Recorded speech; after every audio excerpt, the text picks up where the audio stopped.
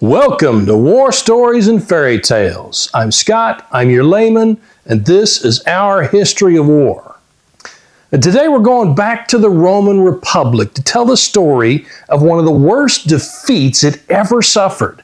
And in fact, one of the most stunning victories in the history of people killing each other. This is the Battle of Cannae, 216 BCE. Or as the Romans might have called it, the Battle of No I Can't. See what I did there? But first, I want to show you something. I was all set to talk about Dan Carlin's hardcore history again today, but instead I want you to see this.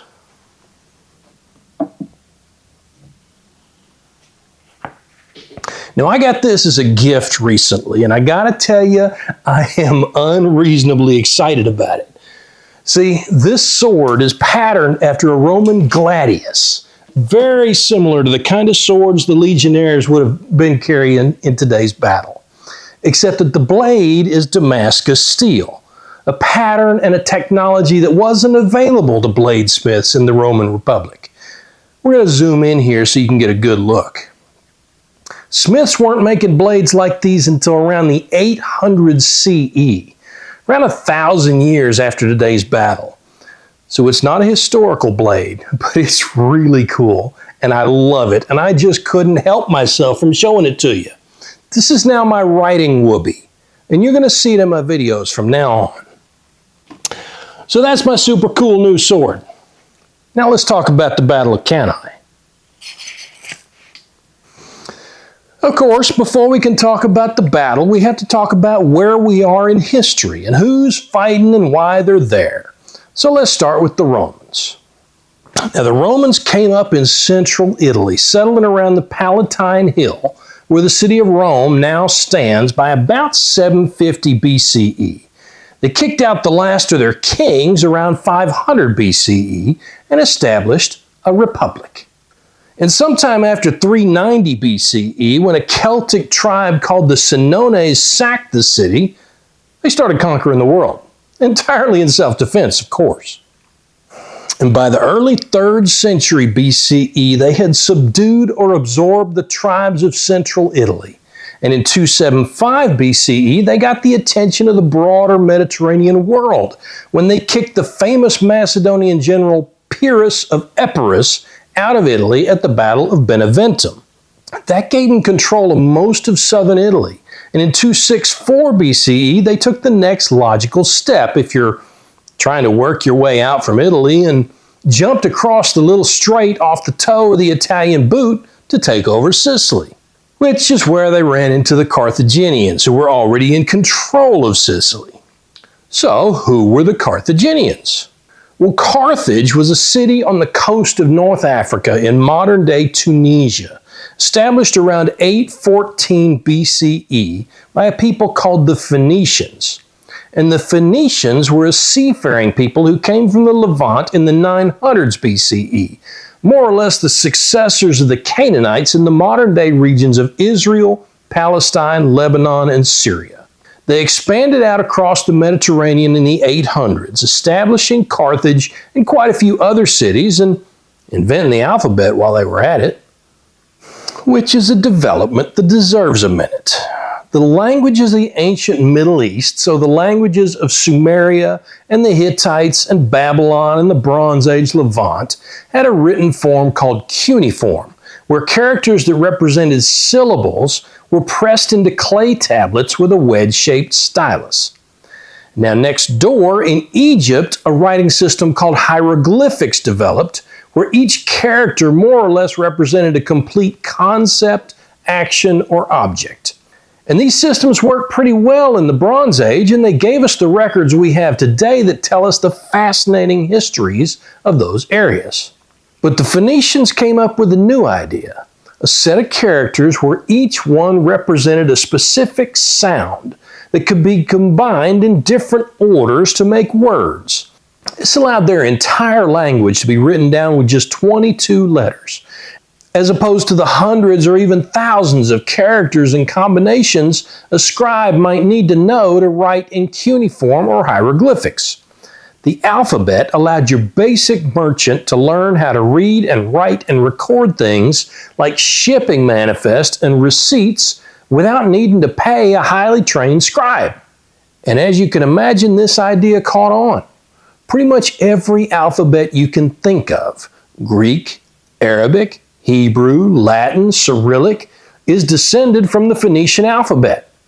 So if you've ever read a great book, you can thank the Phoenicians for their amazing invention. And Phoenicians from the city of Tyre were the people who settled the city of Carthage. And the Romans pronounced Phoenician as Punic, which is why they called the wars they fought against the Carthaginians the Punic Wars rather than the Carthaginian Wars. But it was from Carthage that the Mediterranean Empire arose, not Tyre. And it was Carthage that controlled Sicily in the 260s BCE, and it was Carthage that went to war with Rome over who was going to be the biggest and the baddest. We don't know the early history of the city, mostly probably because the Romans destroyed a lot of their records when they destroyed the city.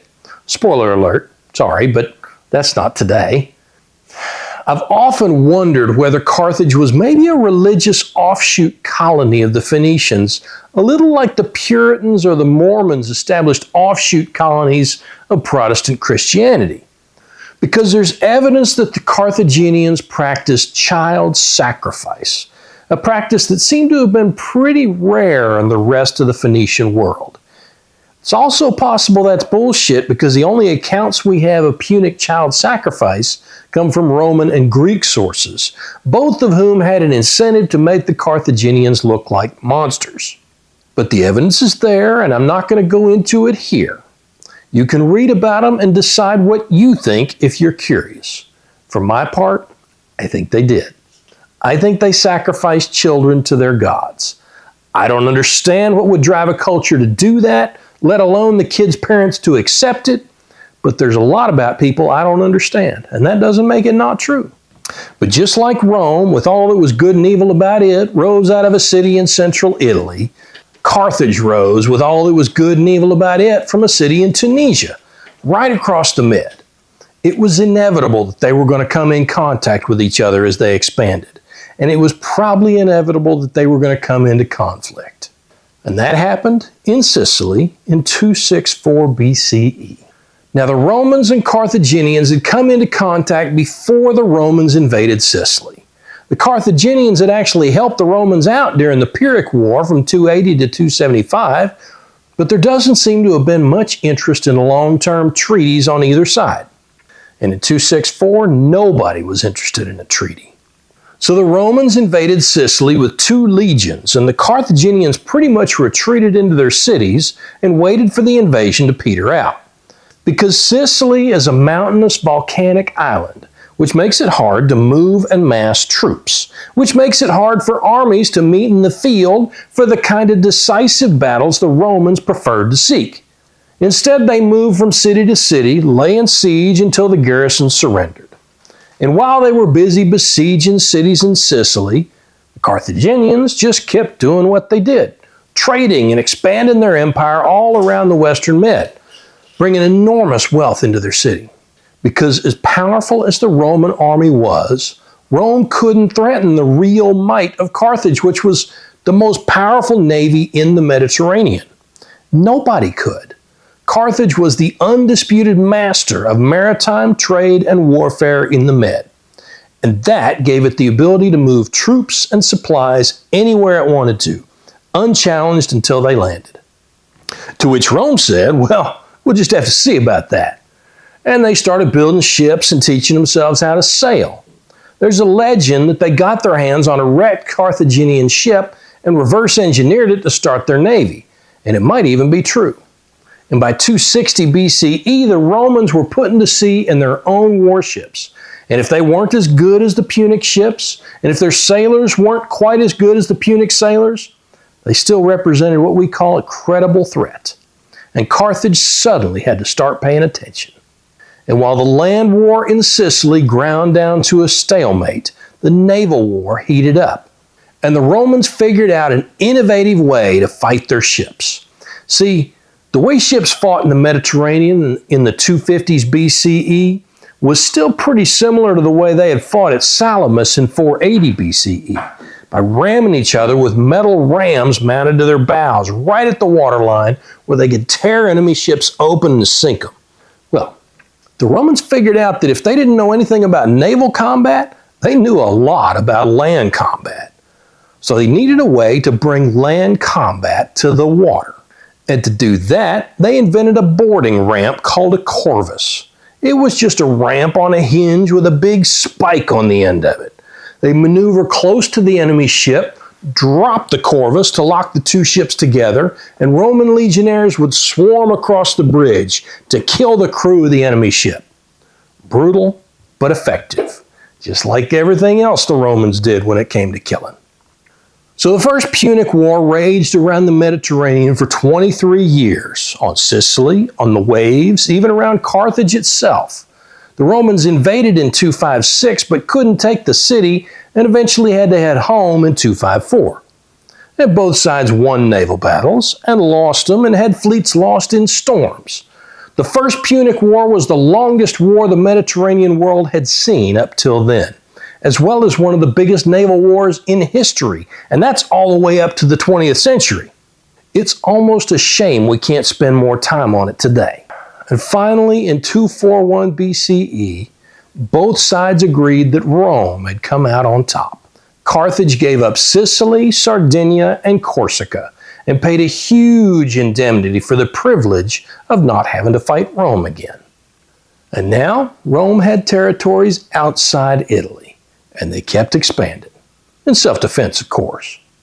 And Carthage picked its ass up off the floor and shuffled back home and started rebuilding.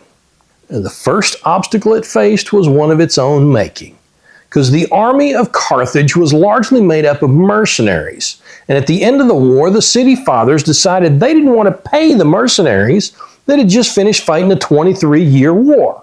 Well, you can imagine the mercenaries weren't terribly happy about that. So they did what you do when you're carrying weapons and somebody says they don't want to pay you. They revolted, and several of the cities of North Africa rose up with them. And it took Carthage 3 years to put down this rebellion with the help of the next guy we're going to zoom in on here, Hamilcar Barca. Now, before we talk about Hamilcar, it's important that you understand that the Carthaginians don't seem to have been very creative when it came to naming. There are so many Hamilcars, Hasdrubals, and Hannibals that I've seen a theory that the names we know may actually have been military titles, not proper names, which is possible. But these are the names we have, so they're what we're going to go with. I'll try to be as specific as I can when I think the names might get confusing. So Hamilcar was largely responsible for Carthage coming out victorious from what we call the Mercenary War. He learned how to fight and how to command soldiers in Sicily in the last few years of the First Punic War. And he also learned a lifelong hatred of Rome, a hatred he passed on to his kids. And when I say he passed it on to his kids, I mean literally. There's a legend that he had his son Hannibal swear an oath in a temple when he was 8 or 9 years old that he would never be a friend to Rome. And whether that story is true or not, Hannibal seems to have kept that oath. We'll get to him in a minute. For now, even though Hamilcar had defeated the mercenary army, there were people in high places in Carthage who blamed him for the revolt in the first place, saying he had promised too much to the troops he commanded in Sicily. So Hamilcar painted a middle finger on his elephant's ass, or whatever you did in the 3rd century BCE when something like this happened, and headed for Spain. And in Spain, he continued to build his stellar reputation for military success. He got there in 237 BCE, and by the end of the year, he had taken over the silver mines in the south of Spain. So that would have eased Carthage's financial woes a little bit and probably improved his reputation as well. And by 231 BCE, he held a big chunk of modern-day Spain and built a professional army from the Celts and Iberians and Africans who had figured out it was a better idea to join him than to try to fight him. Remember that army because it's going to be important here in a little bit. He'd also gotten the attention of the Romans, who first complained to Carthage about this dude snapping up territory in Spain in Carthage's name. And then when Carthage didn't do anything about it, they sent an embassy to Hamilcar directly. Well, he met with the emissaries and basically just spread his hands and said, "Dudes, I'm trying to pay what we owe you. What do you want me to do?" I guess that answer was good enough because the Romans backed off and headed home. And Hamilcar kept conquering territory and building his army and sending wealth back to Carthage. And sometime in 228 BCE, Hamilcar was killed in battle. And he left behind him a squad of kids some historians call the Lion's Brood. All three of them learned to fight and learned to hate the Romans from their father. All three of them inherited the armies he built in Spain, as well as his skills of leadership and discipline that helped him build those armies. His son Hasdrubal would defend Spain in the coming war against Rome, then march an army to Italy to reinforce his brother. Mago marched with his older brother in the initial invasion, but it's the oldest brother whose name you've probably heard, because he's the one who's about to shake the Roman world. So let's talk about Hannibal. There are quite a few parallels between Hannibal's relationship with his father and Alexander's relationship with his father, Philip. Both of them started learning the arts of command and war from an early age, and both of them inherited badass armies from their fathers. And both of them started showing their immense talents early, and their fathers recognized those talents and rolled with them and encouraged them. And Hannibal is one of a very few commanders in history whose tactical skills can be compared to Alexander's. So Hannibal was born around 246 BCE, near the end of the First Punic War. We think he was about 18 when Hamilcar was killed in Spain in 228 BCE, and he and his brother Hasdrubal were probably there at the battle where their father went down. Their brother-in-law, Hasdrubal the Fair, remember what we said about Carthaginian names, took over the army on Hamilcar's death and spent the next few years consolidating Carthage's territories in Spain. So putting treaties and leaders and laws in place who could help Hasdrubal maintain control over the new territories. He apparently signed a treaty with Rome establishing the Ebro River as the border between Carthaginian Spain and the expanding Roman territories. And Hannibal fought battles and kept learning his trade. And in 221 BCE, Hasdrubal the Fair was assassinated, and command in Spain passed to Hannibal.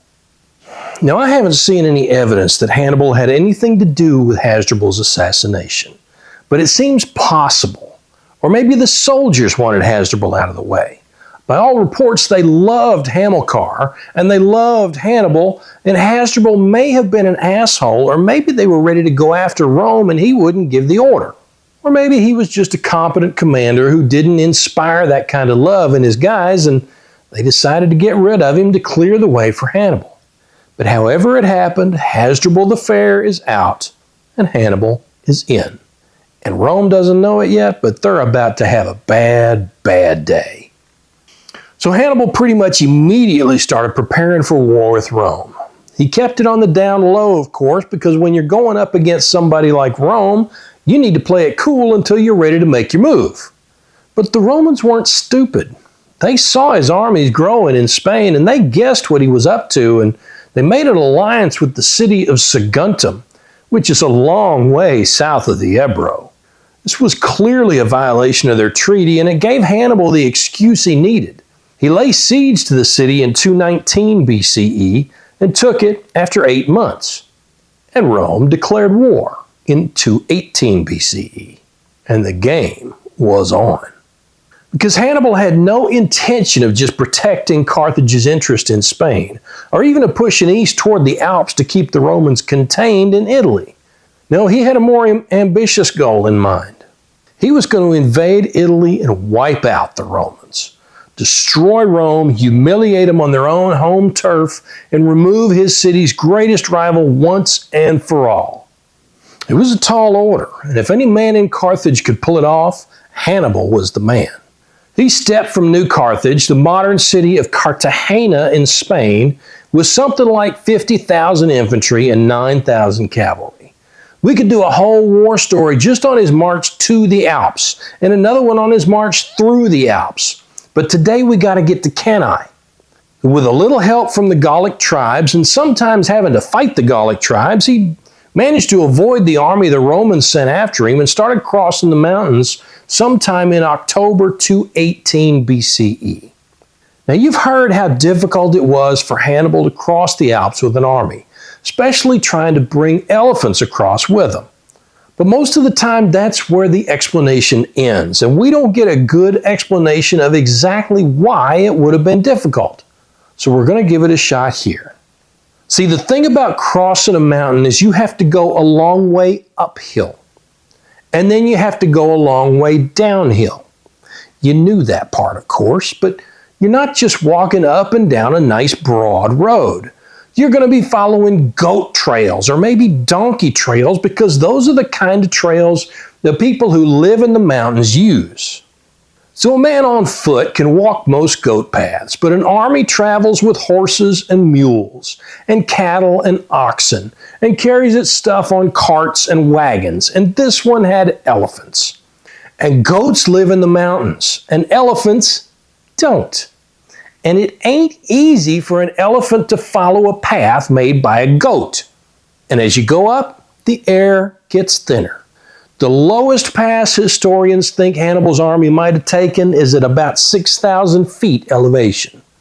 And the highest is at almost 10,000 feet. And when you're used to walking around at or near sea level, that elevation makes a big difference. Even just trying to walk at a slow to normal pace, you're going to find yourself breathing hard pretty quick. And the mountains are a hell of a place to try to find food for an army because not much grows there when you get near the top. And in October, when it's still pretty mild in the lowlands, it's just almost winter up in the mountains. You may not have much snow yet, but the nights are going to be chilly. And these guys had to do a lot more than just walk because there were people living in those mountains, and they didn't much care for the Romans, but they also didn't like the idea of an army marching through their territory. So they did what you did in the 3rd century BCE when you didn't want somebody moving through your home. They attacked.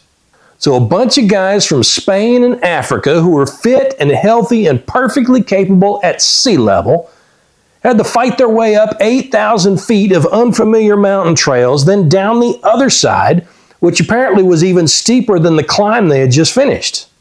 The casualties from the crossing tell the story better than I can. Hannibal left New Carthage with 50,000 infantry, 9,000 cavalry, and something like 37 elephants.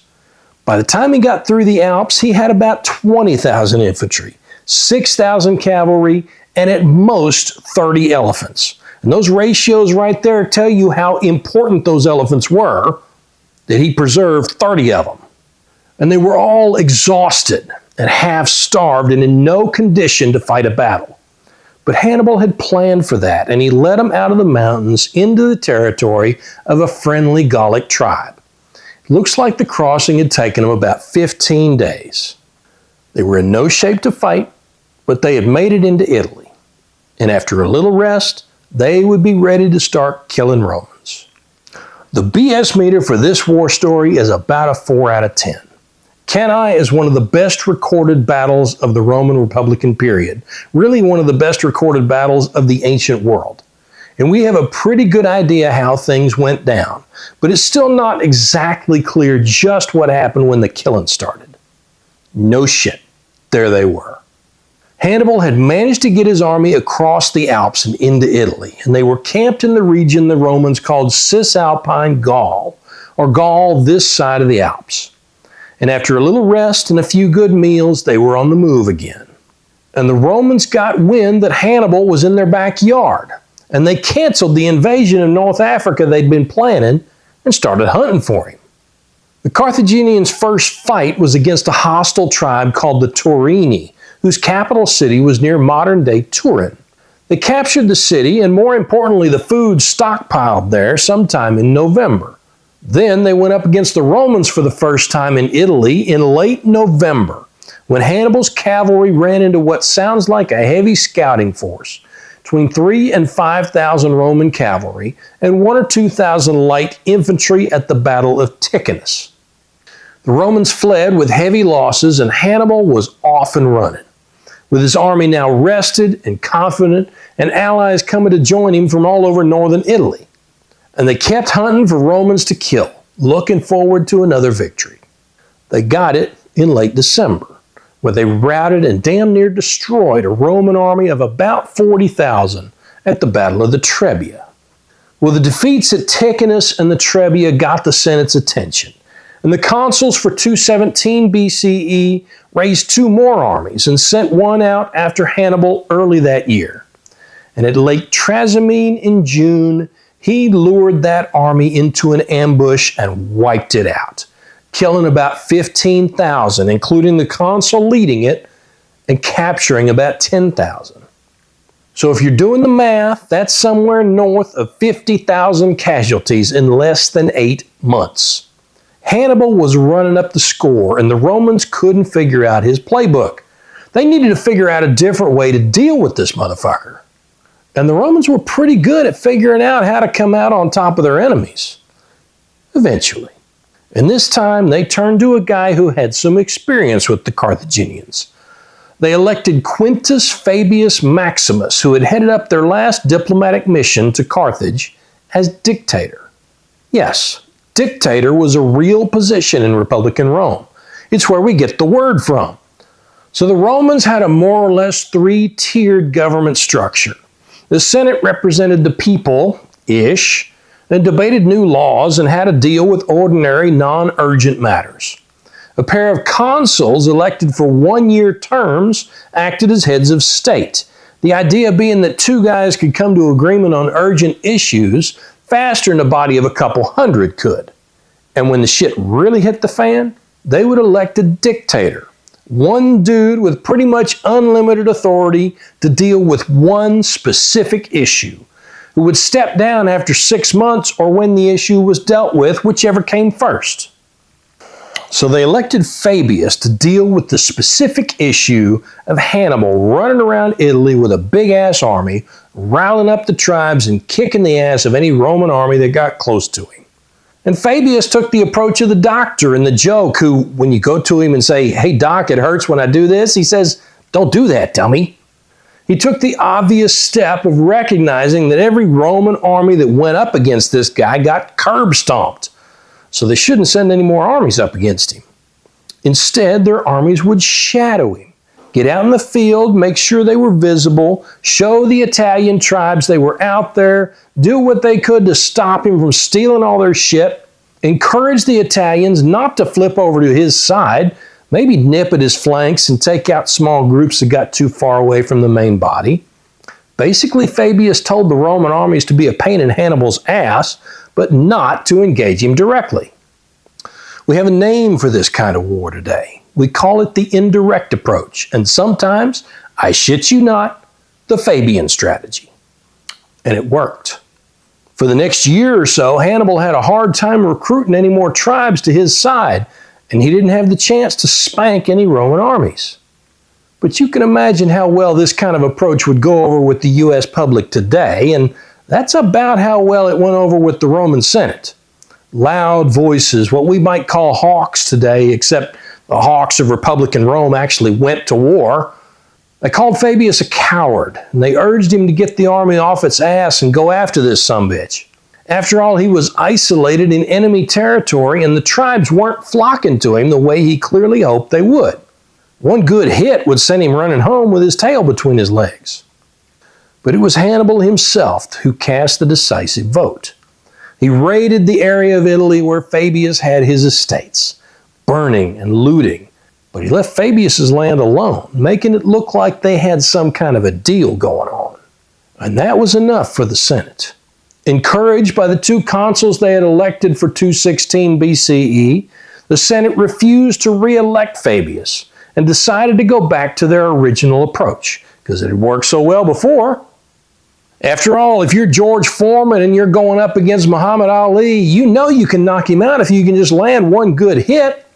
It doesn't matter how much he dances, you just need one good opening and he's going down. And after a year of the Fabian strategy, the Senate was thinking like George Foreman. They just needed a big enough right hook. So they put the year's two consuls, Gaius Terentius Varro and Lucius Aemilius Paulus, in charge of the biggest damn army Rome had ever raised. 8 legions plus troops from Rome's Italian allies. Something like 86,000 men. And when Hannibal seized an important grain depot near the city of Cannae, Varro and Paulus launched their enormous hammer at him. But he figured with such a big army behind him, he'd be able to find an opportunity to put Hannibal's back against the wall and kick the shit out of him. Varro, on the other hand, was like a 17-year-old kid driving his daddy's Porsche for the first time. He was going to open this thing up and show everybody what it could do. After all, those other armies and consuls, the ones whose asses Hannibal had already kicked, they hadn't had the kind of machine Varro had behind him. And they weren't Varro. So these two guys, as often happened when two consuls were leading the same army, traded off days. One day Paulus would lead and the next day Varro. So on one of Varro's days, as the army got close to Cannae in July or August, one of its forward elements got into a scuffle with some of Hannibal's cavalry and light infantry and sent it yelping back to his main body. Not much of a battle as these things go, but it beefed up the Romans' confidence that maybe this wouldn't be as hard a fight as they thought. And it certainly bolstered Varro's confidence, as if he needed it. And the next day, they learned where Hannibal's main body was, about 6 miles away near the Aufidus River. Well, Paulus, the guy in charge that day, remembered what had happened when Roman armies attacked Hannibal on ground of his choosing, and decided not to attack. Instead, he set up 2 camps, one on each side of the Aufidus, planning to harass Hannibal's foraging parties until he could figure out a smart way to go after his main body. Of course, the sun came up the next day, and Varro was in charge. And he was, by God, not going to let his chance pass by without throwing down. Because he was Varro, and shit, how hard could it be? Which was exactly what Hannibal had in mind. So he formed up his army, something like 40,000 infantry and 10,000 cavalry. And we've talked about how Carthage mostly employed mercenaries in their armies, but we haven't really talked about what that looked like. So let's take a minute to do that real quick. You had basically 2 types of cavalry. You had a medium to heavy cavalry from Spain and light cavalry from Numidia, which sat kind of where Algeria and Morocco sit today. These guys were still riding on blankets without saddles or stirrups, but the Spanish cavalry had better armor and heavier spears, which would have allowed them to act in more of a heavy cavalry role. The Numidians would have had mostly javelins and light spears.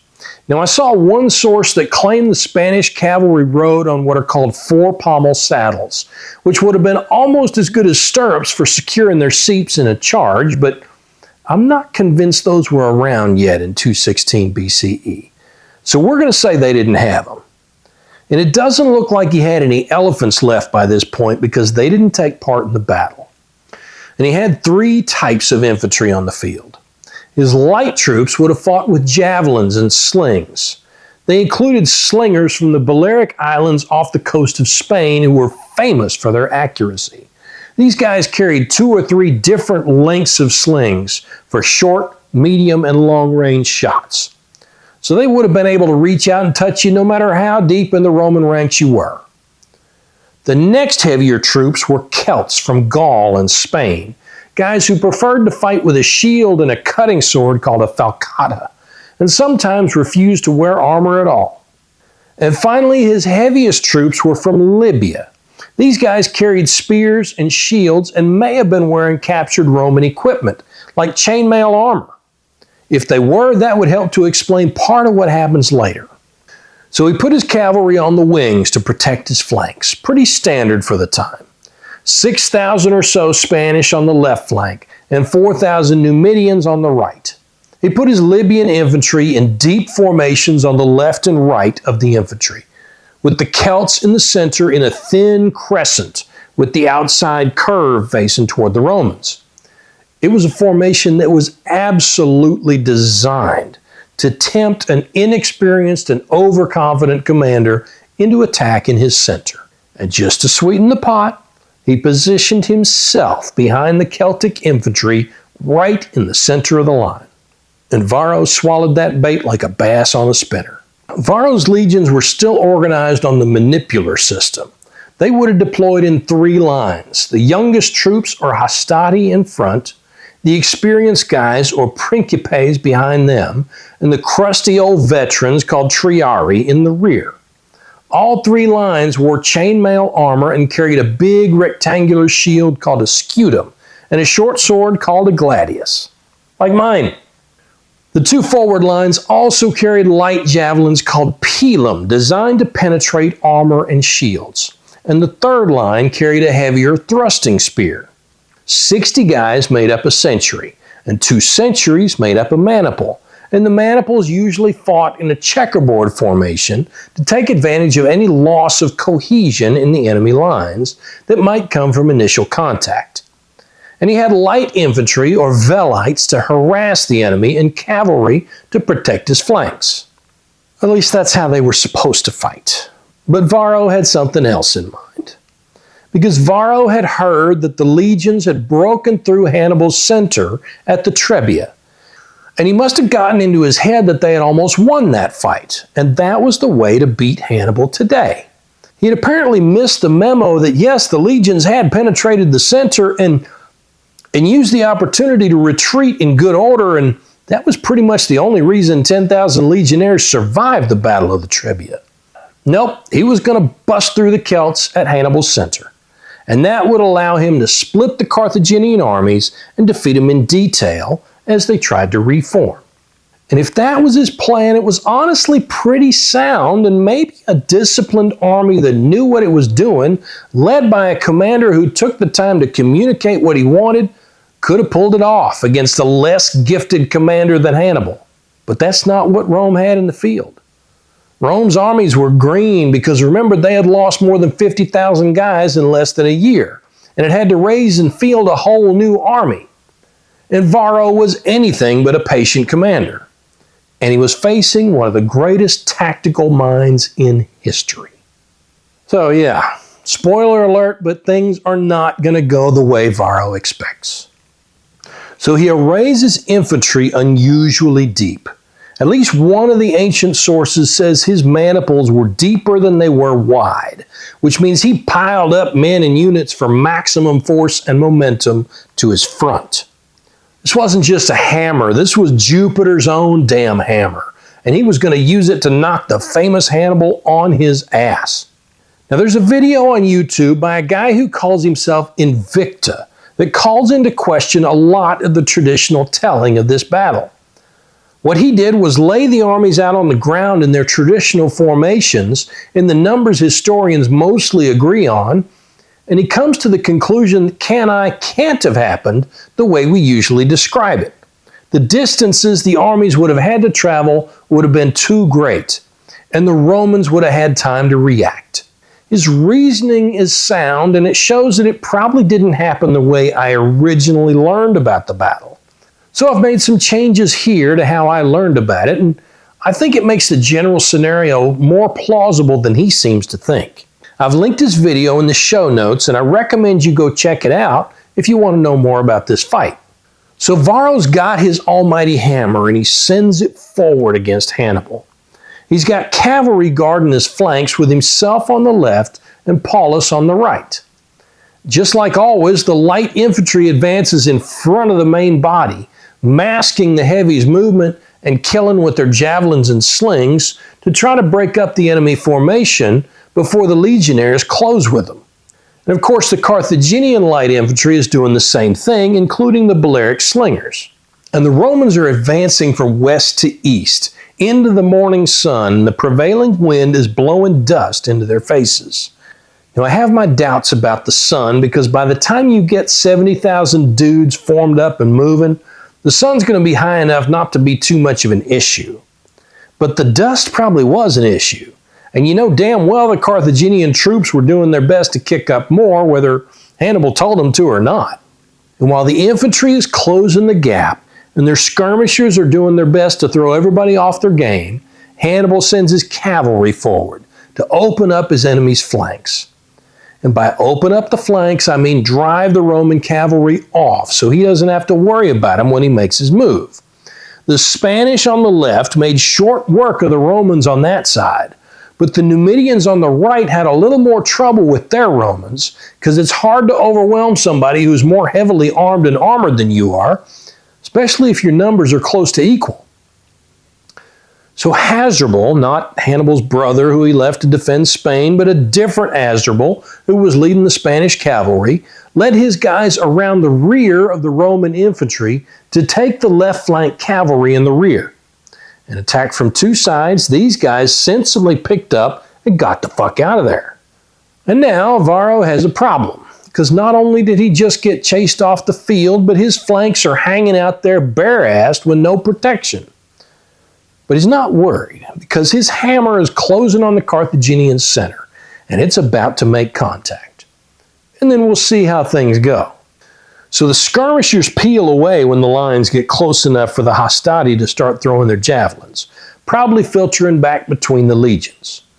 The Roman velites are pretty well out of the fight at this point, but Hannibal's center is thin enough that the Balearic slingers will be able to take up a position behind the Celtic infantry and continue to pelt the Roman infantry with sling bullets and stones. And that's going to add confusion to the guys deep behind the Roman center, back where they can feel the lines moving forward, but can't see well enough to really know what the hell is going on up front. So the infantry lines make contact, and the Celts in the Carthaginian center wouldn't have lasted very long against the mass of armored dudes with pointy things pushing against them. When I first studied this battle more than 30 years ago, I learned they gave ground in good order, doing what's called a fighting retreat, which is exactly what it sounds like. But that doesn't pass the sniff test for me, because they would have had to fight their way back more than half a mile to get the Romans between the wings so the Libyans could spring Hannibal's trap. That's a long way to keep your ranks intact against the kind of overwhelming force the Romans were bringing to this fight. So I think they almost certainly broke and ran, maybe for real and maybe as part of a plan to lure the Roman infantry into a trap. But if it was part of the plan, it was a hell of a risk, because once guys start running from combat, they don't like to stop and go back in. It's a bitch to get them to form back up and face the enemy again. Which may be part of the reason why Hannibal has stationed himself in the center, so he could get these guys back into the fight after they started running. But for now, the Carthaginian center has broken, and it's running. And the Roman center pours into the gap after it. But the Libyans on the flanks are holding firm, which forces the guys in the center to squeeze together to get between them. And the guys in contact with the Libyans, who can't just slip past them to go after the guys running into the center, are maybe the luckiest Romans on this battlefield. But they have no way of knowing that yet. And yeah, the guys running into the center think they're winning. And they're about to be thoroughly disabused of that notion. Because the front ranks are pursuing a fleeing enemy, which means their formations are getting disorganized. And the deep ranks are crowding together to push through between the Libyans busy fighting their comrades on the wings, which is further disrupting their formations. So the well-organized units are crowding in and getting mixed together, which is going to reduce their officers' ability to control them, which is bad. The generals at the top really have very little control over their armies in these ancient battles after they wind them up and send them forward. But solid officers who know the plan in charge of the smaller units in the ranks can keep things under control. And when their units get mixed together and disorganized, all that gets fucked up. And these units are getting all kinds of fucked up. So the center pursues the fleeing Celts through the gap between the Libyans. And when they get to the other end of the Libyans' deep formations, they stop for some reason. Maybe because the Celts really did execute a fighting withdrawal. Maybe because they managed to stop running and turn around and make a stand. Maybe Hannibal had a reserve force the sources don't tell us about, and they stopped the Roman advance and gave the Celts a chance to reform behind them.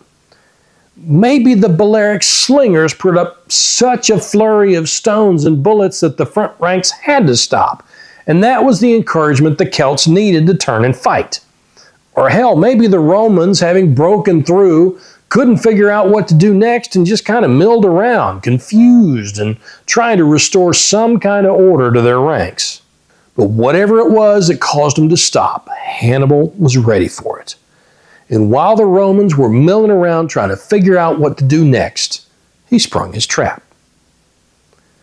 And the Libyans who weren't engaged with the Roman wings turned toward the center, toward the Romans milling around disorganized in the center. And they lowered their spears and started pushing. Now, the guys they were pushing really probably didn't have a very good idea what was going on. They probably hadn't lined up on the flanks that morning. They didn't expect to be exposed to the enemy, and they weren't prepared to get hit from that direction. And the Libyans, just to add to the confusion, may have been wearing captured Roman gear and carrying Roman weapons. So when they turned and attacked, let's just say it took these poor bastards completely by surprise. And yes, we think of the Romans as a highly disciplined force, but remember, these were green troops, most of them probably seeing battle for the first time. And they had no idea what was going on until they were under attack. So when they found themselves under attack by troops they weren't watching out for, attacking from a direction they didn't expect, they did exactly what you and I would have done. They tried to get away from the pointy things, which means they pushed into a formation that was already packed. And now we have what we call a crowd crush. Guys are shoving in from both sides trying to get away from the attacking Libyans. And the guys on the inside are pushing closer and closer together, trying to get out of their way. And pretty soon, there's nowhere left to go. And that's when the Spanish cavalry got back into the action. They came back from routing both wings of the Roman cavalry and hit the Roman infantry from the rear, which caused the guys in the rear to push in toward the center and make the crush even worse. And what had been an extremely rare double envelopment, that's attacking both flanks of an enemy formation at the same time, was now an encirclement. If you remember the Battle of the Bastards from Game of Thrones, where Jon Snow was trying to climb up on top of his guys just to get a breath, it would have been a little bit like that, except real. Now, a lot had to go wrong for this to happen. A more experienced army might not have gotten itself into this kind of scrape, or it might have been able to fight its way free, or a more thoughtful commander might not have gotten his guys into a situation like this one, or a less talented general who couldn't depend on his troops as much as Hannibal depended on his might not have been able to pull it off. But the Romans didn't have a better commander, and their troops were green and not as careful about maintaining discipline and unit integrity as they should have been. And they were facing one of the best tactical commanders who ever raised a sword. And he knew his troops, and they knew him, and they trusted each other. And by this point, he had led them through victory after victory, and their morale was in the stratosphere. Which means there's nothing left for the Carthaginians to do but kill. And there's nothing left for the Romans to do but die. I've seen accounts that say the Romans were packed so tightly they couldn't even raise their weapons. I've heard guys were found afterwards having dug holes and buried their own heads in the dirt to suffocate themselves, but I'm not sure how that would have been possible with the kind of crush I envision here. I've never heard that guys were suffocated or trampled in the crush, but it must have happened. I'm sure the Romans tried to fight, but there's really only so much you can do when you're packed in so tight you can't get a good breath, and suddenly you can breathe again, but it's only because the corpses of the two guys in front of you have suddenly been yanked away so the enemy can get at you. And all your body wants to do is take some deep breaths, but instead you have to raise your sword and shield and try to defend yourself while you're still struggling to get your wind back. And the enemy in front of you is coming at you with spears, and you have your sword, and stones and javelins are raining down all around you. And you may have even taken your helmet off trying to get a breath if you could get your arms up to reach your chin strap. Everywhere these poor bastards looked, there was a new way to die. They didn't have many options. And by the time the sun went down, something like 50,000 Roman legionnaires and their allies were dead on that field outside Cannae. And Hannibal had lost somewhere between 5,000 and 8,000. Now, these casualty figures are not universally accepted. There are historians who say many of the Romans must have escaped, and I've seen casualty estimates as low as 10,000 for the Romans.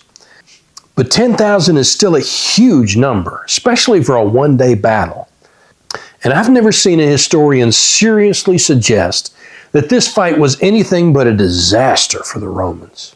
And aside from the sheer numbers, it's worth mentioning who was among the dead. 50 some odd tribunes, more or less equivalent to modern colonels and generals, maybe between 30 and 80 senators and officials of senatorial rank, several former consuls, and one of the two current consuls, Lucius Aemilius Paulus. Varro survived because he was with the cavalry on the Roman left wing, so he was among the men chased off by the Spanish cavalry early in the battle. But Paulus stayed, and Paulus died. And Hannibal still didn't march on Rome itself. It may be that he still wasn't confident he could take the city, whether because he didn't know how many men the Romans still had under arms, or maybe because enough guys escaped that he knew they still had too many for him to attack the city. Or maybe he expected his huge victory to attract more Italian allies, and he figured he could march on the city after his army was much bigger. Or his casualties, still considerable even if we take the most lopsided numbers, were severe enough that he didn't think he could pull it off. Or more likely some combination of factors. Or it could be that Hannibal, as great a tactical genius as he was much less talented as a strategist, and didn't understand that by taking a risky move and attacking while the city was reeling from such a huge loss, he could possibly win the war in one bold stroke. That seems to be what at least some of his contemporaries thought. But for whatever reason, he kept doing what he had been doing, trying to attract allies from among the Italians.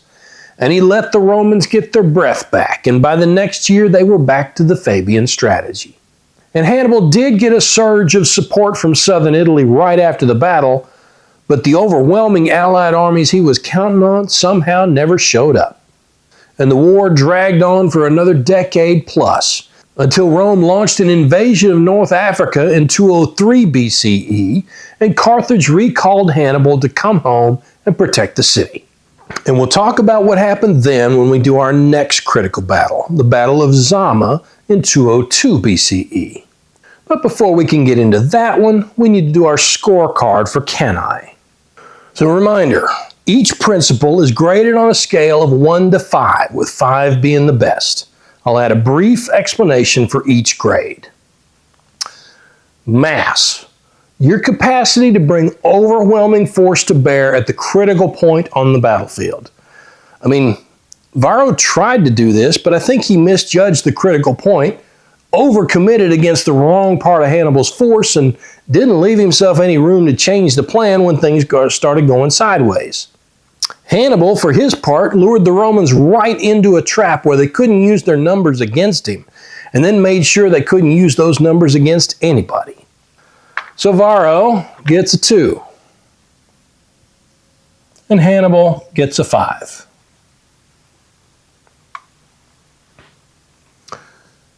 Offensive, the degree to which you make things happen on the battlefield, rather than waiting for your enemy to take action.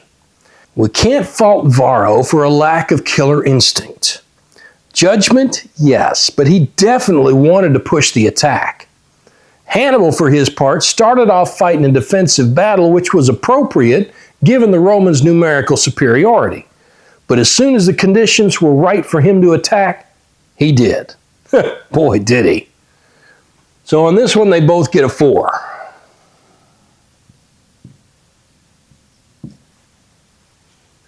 Surprise! Doing what your adversary doesn't expect.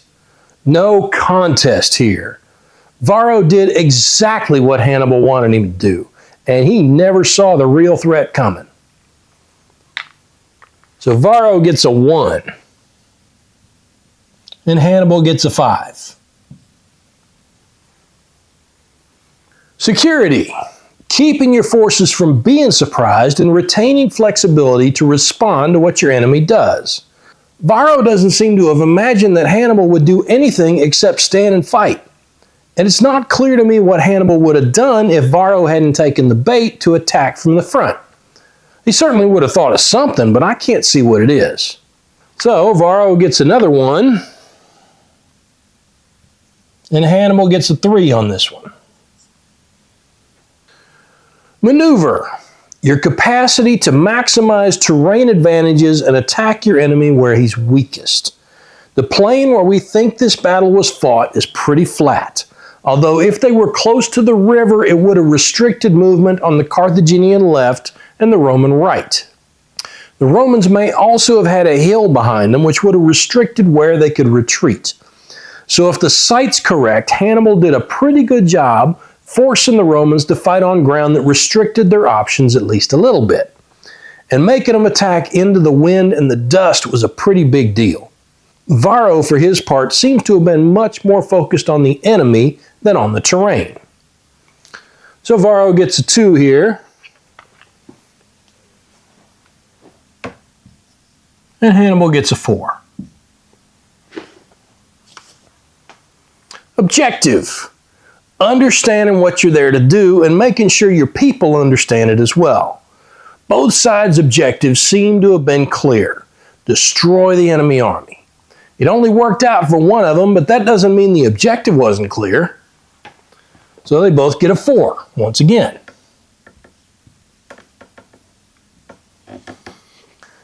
Unity of command. Every soldier on the battlefield should be taking their orders from a single person, represented by a clearly defined chain of command. So having 2 rotating commanders was pretty standard for the Romans, but it's a recipe for confusion on the battlefield and low morale for whatever troops would rather the other guy be in charge. As for Hannibal, he had already led his army through hell and back, and had pulled off the impossible more than once, and had been there to share every hardship they had faced. By the time the Carthaginians got to Cannae, their devotion to him was legendary. So Varro gets a 2, and Hannibal gets a 5. Simplicity. The less your troops have to think about what to do next, the more likely they are to successfully work as a team. Varro's plan was simple: charge and crush the Carthaginians' army. Hannibal's was much more complex and required his officers to understand exactly what they were supposed to do and when. The fact that they pulled it off doesn't mean it wasn't complicated. The fact that only a few armies have managed to pull off the double envelopment since Cannae shows just how difficult to maneuver it is. So Varro gets 4 on this one, and Hannibal gets a 2. Finally, economy of force. Your ability to protect your own forces as you act against the enemy. Varro left some guys in the 2 camps he had established, but they were too far from the battlefield to be called a proper reserve. So he threw everything he brought to the battle into this fight, all at once, in his bid to crush Hannibal's army once and for all. Hannibal committed his troops in a much more controlled manner, only sending them in when they had an opportunity to exploit or create an advantage. So Varro gets a 1.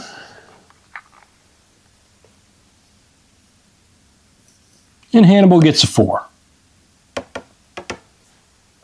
Which brings our totals to Varro gets 21. And Hannibal gets a 36.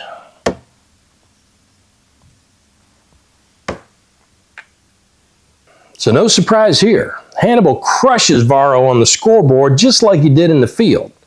It should come as no surprise that this battle, this incredibly lopsided victory, is still studied by military professionals all around the world and as an example of how to fight a battle. And it's this victory that puts Hannibal's name in the very top rank of military commanders throughout all of history. Thanks for watching. If you enjoyed this war story, please give me a thumbs up and hit that subscribe button. And please tell your friends about me, especially the one you're thinking about right now. Till next time, I'm Scott, reminding you to piss when you can. Have a good one.